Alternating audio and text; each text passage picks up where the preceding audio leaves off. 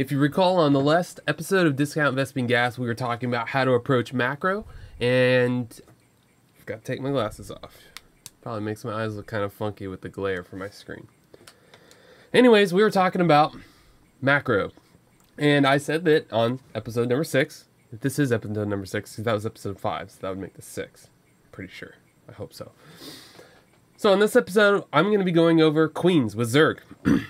And as I may have alluded to, I don't remember if that was one of the outtakes or not, but as I did allude to, whether you saw it or not, I did an episode where I already talked about queens. That was actually DVG episode number 1, except for that was 60 minutes long, and I didn't like the format of having a giant long thing. I wanted to do a 50 minutes episode, so I reapproached the whole show from a different aspect.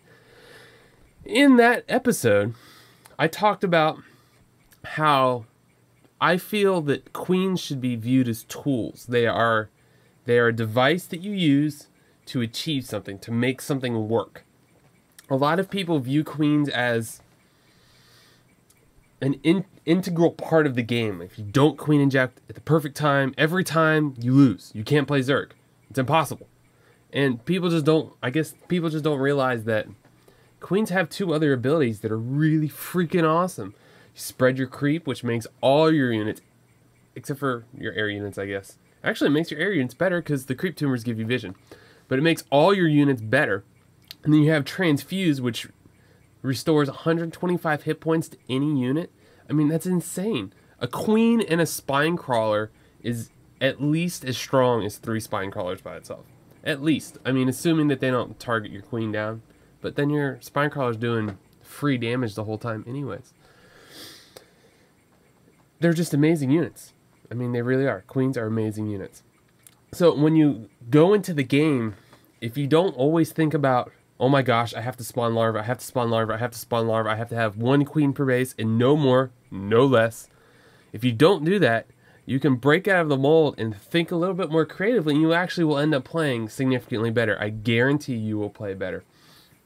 So let's start with how a lot of people already manage their queens. People do all their hatcheries on 1 hotkey, normally 4, and then each individual queen per base on 5, 6, 7, 8, 9, 0, etc., etc.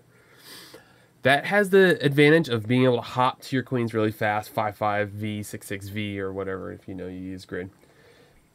I don't like that method because it's a lot of finger acrobatics. You know, you're 5-5V, and then by the time you're like on your 4th base, you're doing like this kind of weird thing, and it's just, it sucks. It really sucks. I mean, I hate it. I don't like it.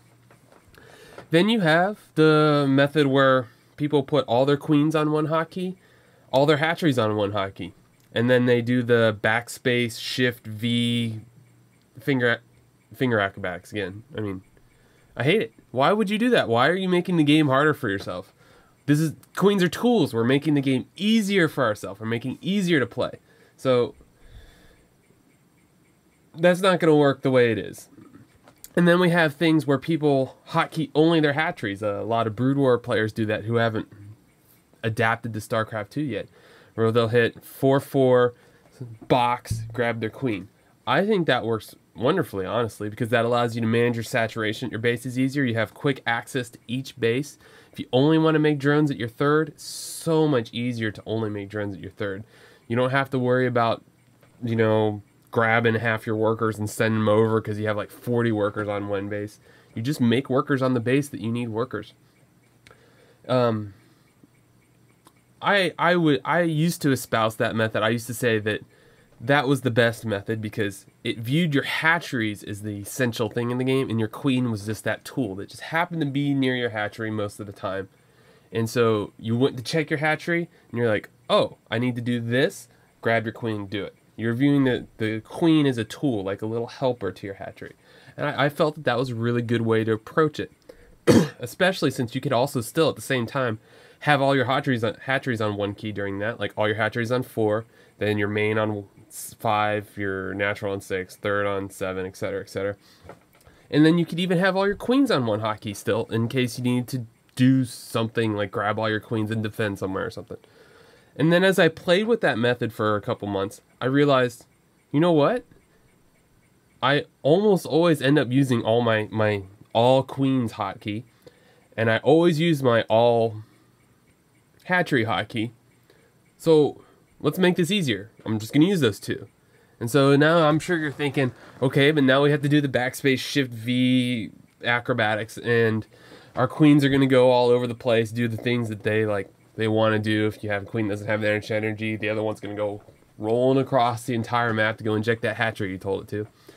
And that's true. It's true. I'm sorry, it's true.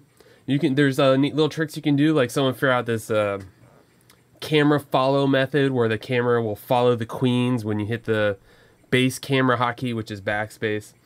And it sucks. It sucks. It doesn't work.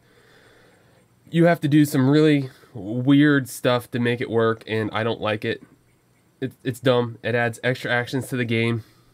And now it's putting you back on the focus of viewing your queen as the integral part of the game rather than as a tool to use. That's not what we want. We want the queens to be viewed as a tool. They are a tool. The same way mules are a tool, supply drop's a tool, scan is a tool, chrono boost is a tool. So, how do we do this? We remap our keys for one. Super simple. I think that you use your tilde key, or I think it's called back quote. It's the one all the way up in the corner of your, I guess this is reverse, so it's on this side of your keyboard. And then I take and I add an alternate hotkey for inject larva. And I think the best hotkey was E. That's what I decide on, because I could take my pinky hand, because I'm already on my keyboard like this. Here's my row of keys. And then all I have to do is, while I'm doing 4-4, I just pinky the tilde key or back quote key, and then I just hit E. Bing, bing, bing, bing, bing. And then my hand didn't even move out of position. I just do this. Super easy. Super easy. So easy. It's fantastic. I'm going to show you, assuming that I haven't ran out of time on this video. Or I might even have to break this video in 2 parts. It's Zerg. I play Zerg. I'm going to talk a lot about Zerg. I'm sorry. Deal with it. So, first thing, we remap our keys. All you have to do is change your base camera key to back quote or tilde. And then you change your inject larva key to anything that makes it easy for you to do. I really strongly suggest you make it so you put your pinky on back quote, and then you figure out which one of these fingers can be on spawn larva for you, and you're good. And then I'm going to go even further to say, think about your other 2 abilities, because they're really freaking important. Creep, creep, creep, creep. I actually put my creep on W, because now I have select hatcheries V, and then I also have select, and then I put all my queens on 5, so I hit 5, and then I hit this finger for creep tumor. So I grab all my queens, and I can drop, 10 fresh creep tumors late game, no problem whatsoever. Terran army rolls out, they scan, kill all your stuff, and then your creep's receding, and you start feeling like you're losing. And that's a big thing for Zerg players. Your creep starts going away, and you feel like you've lost the game. Even if you're doing fantastic, you just start feeling like you lost the game. That's bad. You have a tool. Your queens. Use them. Give yourself some confidence. And then you have transfuse. And I just leave transfuse on T because I hotkey all my queens to 5. And 5, T, is really, really simple. So now we went and we did all our hotkeys. We have W for creep tumors. We have E for spawn larva. And we have T for transfuse. However you use it, that's what I will probably end up referring to them during the game. I also still have V as spawn larva, C as creep tumors. I leave them there because I've been playing a lot of Zerg for the last couple months, almost a year now, and I'm still gonna hit those keys every once in a while, just like in the heat of a tense battle or something. I have to go spawn larva because I know I need larva, and I'm gonna use my queens as a tool to achieve what I need to win, which in that case might be I might need more larva coming up soon. And I'm just gonna hit the V key because that's what happens. Anyways, so now that we have the mechanics down, all we're gonna have to do if we want to inject our hatchers is we hit our 5 key, which is where all my queens are always hotkeyed to, and I'm gonna hit tilde or back quote. I'm just gonna call it back quote from now on. Back quote E, back quote E, back quote E, back quote E, and you can do that extremely fast. You can inject, let's see, 1, 2, 3, 4, 5, 6, 7 hatcheries in under a second. I was just testing it. That's why I'm counting on the mini map. You can see down here. Easily in the middle of a battle, and the hatcheries that don't need to be injected don't get injected. And now you might say, okay, but what happens if I have a bunch of queens that start wandering around because my energy's all goofed up, or I have fewer queens than I have bases? You let your queens wander around. Got a problem with that? I don't see why. You're using your queens as tools. You should have plenty of creep. The queens should be running around the map without problems. If you're under a contain, I would strongly suggest learning to control your units better and not sending your queens around the map. I mean, that's really all there is to it.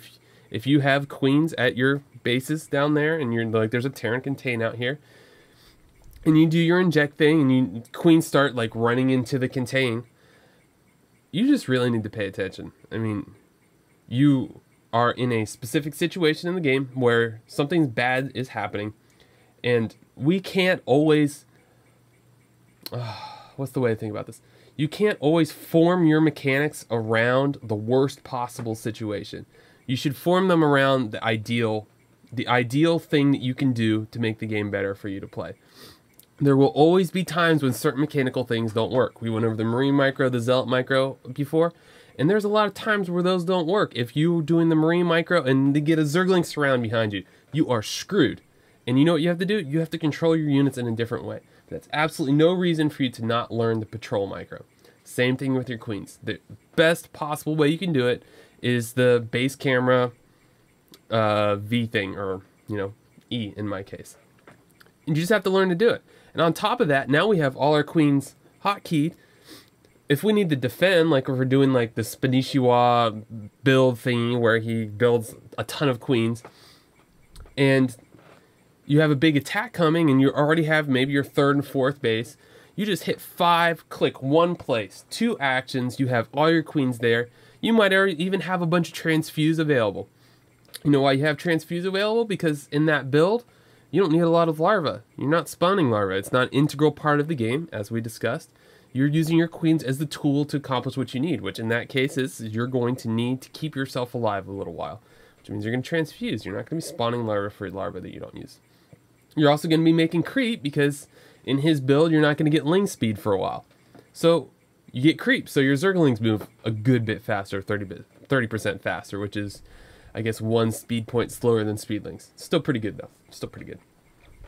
So, on that note, I think this video is actually running a little bit longer than I planned it to, so I'm not going to demonstrate this in a game. I will probably be doing that on the next episode where I will continue talking about queens.